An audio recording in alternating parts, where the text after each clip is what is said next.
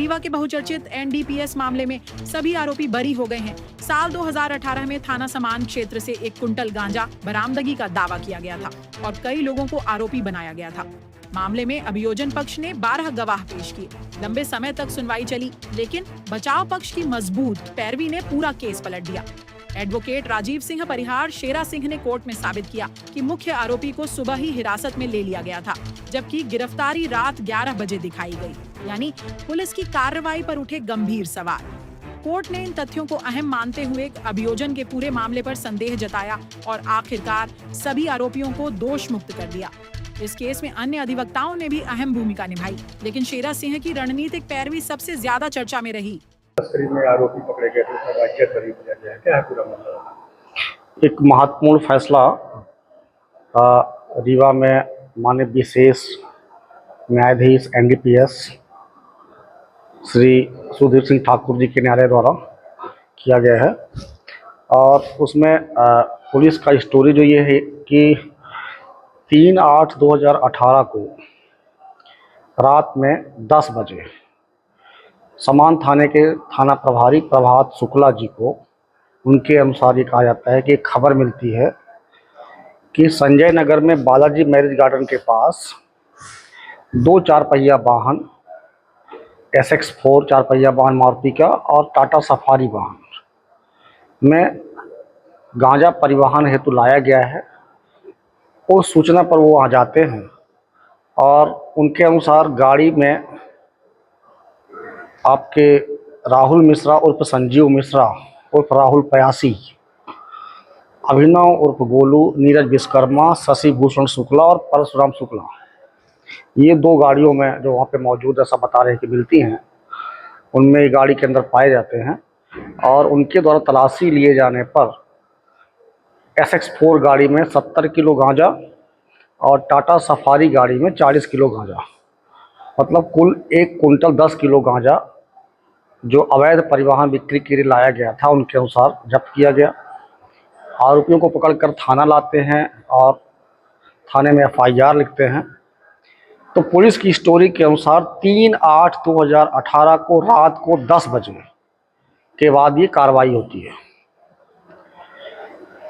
इस मामले को उन्होंने पेश किया विचारण के लिए माननीय न्यायालय के समक्ष, विशेष न्यायालय के समक्ष। इसका विचारण 2018 से 2026 अभी तक चला और 12 से अधिक गवाहों को पेश किया गया अभियोजन के द्वारा। बचाव साक्ष्य के द्वारा संजीव मिश्रा उर्फ राहुल पयासी द्वारा 2 गवाहों को पेश किया, जिसमें से स्वयं अभियुक्त राहुल पयासी ने अपने आप को पेश किया था बचाव साक्ष्य की ओर से और अपने पिताजी को पेश किया था। अब ये सामान्य तरह का मामला होता कि पुलिस ने स्टोरी पेश की, गांजे की केस पेश किया और न्यायालय ने दोष मुक्त कर दिया। ये मामला उससे थोड़ा सा भिन्न है।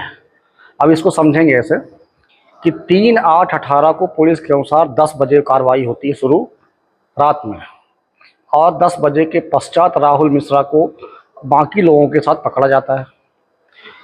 अब कहानी ये है कि 3/8/2018 को सुबह 10 बजे राहुल मिश्रा को उसके घर से, दिन के 10 बजे उसके घर से पकड़ कर लाया जाता है और थाना सिविल लाइन लाया जाता है और थाना सिविल लाइन लाकर मारपीट की जाती है।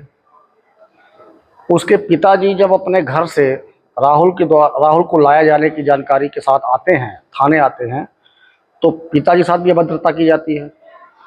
और जब उन्होंने पूछा कारण थाना सिविल लाइन में, तो उनको लगा कि शिकायत ना हो थाना वालों को, तो वहाँ से हटाकर बिछिया थाना शिफ्ट कर दिया जाता है राहुल मिश्रा और पयासी को। 3/8 को दिन की बात है ये।